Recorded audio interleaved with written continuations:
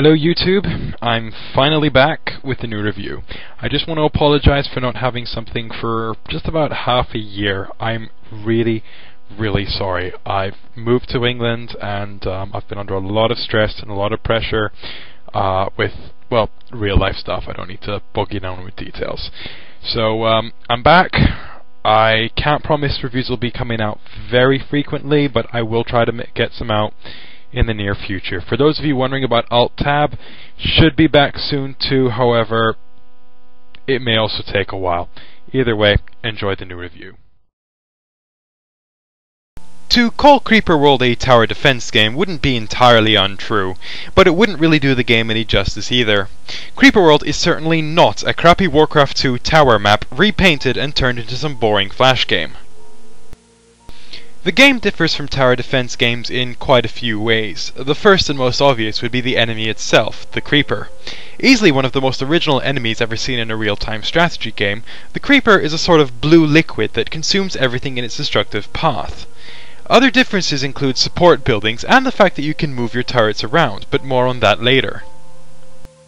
The story begins many years in the future, with humanity expanding throughout the universe and becoming a very powerful and bountiful empire, when out of nowhere the Creeper starts to appear on colonized planets, killing everything and everyone on them. The few humans who survive gather on a planet called Hope in order to band together and escape the Creeper. On Hope is Odin City, a megacity that could float away and move from planet to planet in order to get away from the Creeper.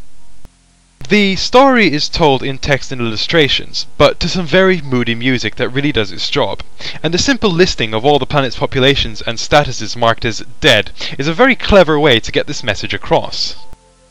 The gameplay starts out pretty simple, with the player having to build collectors in order to gain energy, spreading them out as they collect power from the surrounding area, and building turrets to keep the Creeper at bay. Once defended, the player must make pushes to take more land until they get a link to a number of totems. As the campaign progresses, more equipment is unlocked, from mortars to speed upgrades to more efficient power generators, and more. In the early stages, playing defensively is a viable option, and this is perhaps why it's easy to mistake Creeperworld for a tower defense game. Later on, however, the player is forced to play offensively in order to push the Creeper back and not to allow it to get too strong, and this is where the moving turrets come in.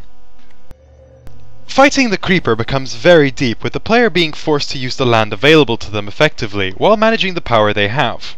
Building placement also becomes very important. As mentioned before, collectors will gather power from the surrounding area, so placing them too close to each other results in not getting all the potential power. But on top of that, buildings link to each other and create a sort of network, in which packets are sent to from Odin City to your buildings. Packets come in three varieties: construction packets sent to new buildings in order to create them, ammo packets sent constantly to arm your weapons, and power packets sent to the totems in order to claim them. If the network is built haphazardly, it might take packets longer to travel to their destination, resulting in weapons being understocked and buildings taking longer to build. Also, in some levels, in addition to the Creeper, there are spores, which come out at timed intervals and fly to where they can do as much damage as possible, where they unleash a glob of Creeper, which can actually devastate a network by cutting off the connection to Odin City. It is, however, possible to defend against spores with things such as SAM launchers. The story mode is structured nicely for the most part, although there are times where one level would be much easier than the levels before it. However, the main draw of the story mode is, unsurprisingly, the actual story. For the most part, the story is told in the intro and at the end of the game, but there's usually some minor story elements within the levels themselves. The game's graphics are very basic, which many people might be put off by this.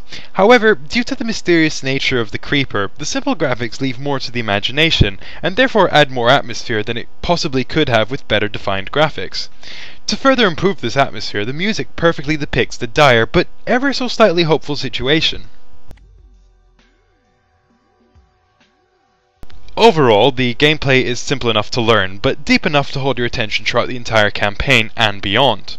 The difficulty can vary between levels, but for the most part the difficulty doesn't represent itself in whether you lose or not, but how successful your pushes are, and whether it takes you 20 minutes or an hour to finish a level.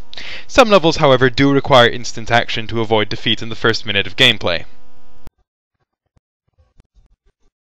Creeperworld is a cheap, small download, and for all this it provides a decent length campaign and plenty more content after that, a surprisingly good story and a very unique take on the real-time strategy genre. There is a demo available, so there's no excuse for anyone mildly interested to not give Creeperworld a try. It comes highly recommended.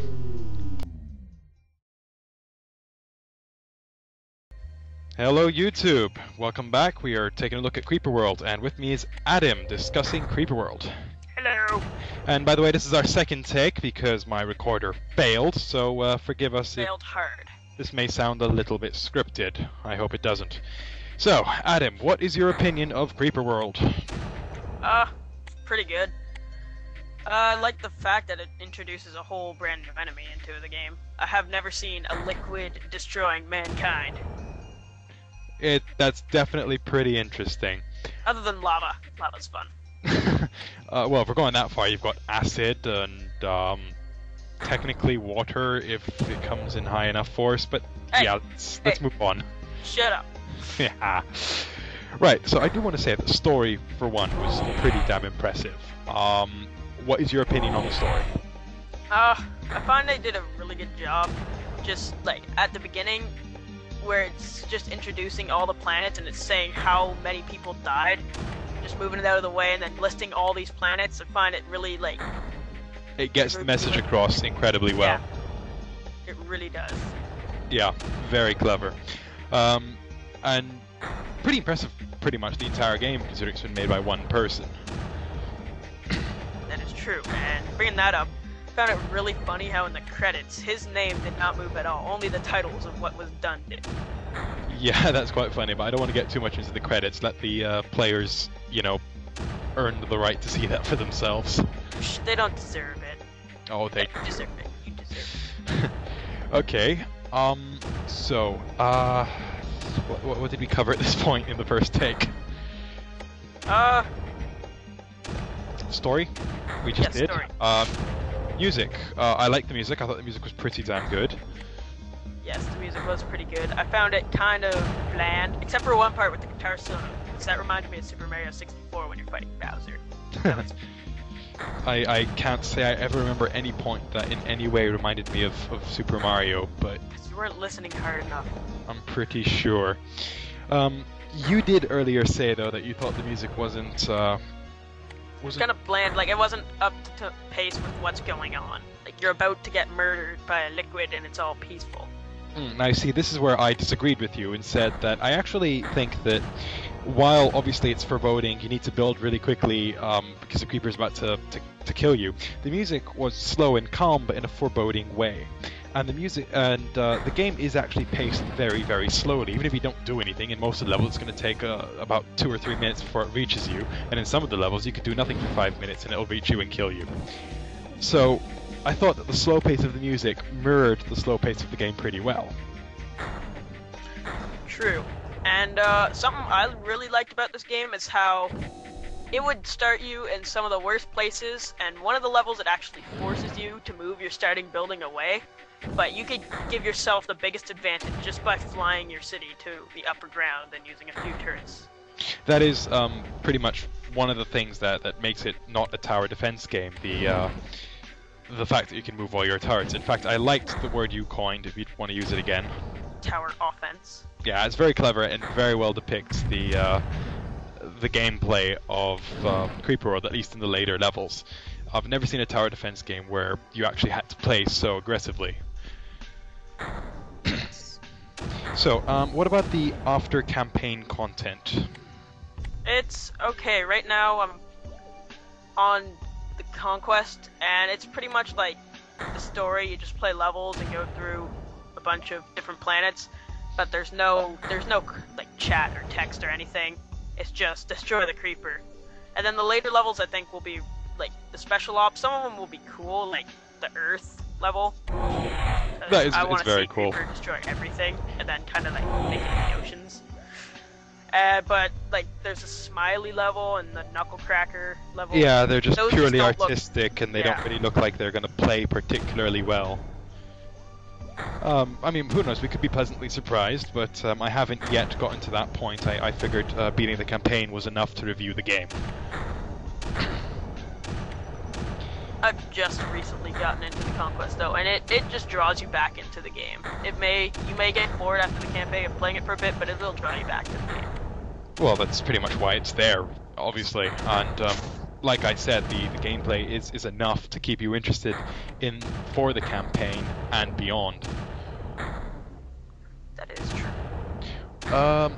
Right, let's cut this a bit shorter than their first take.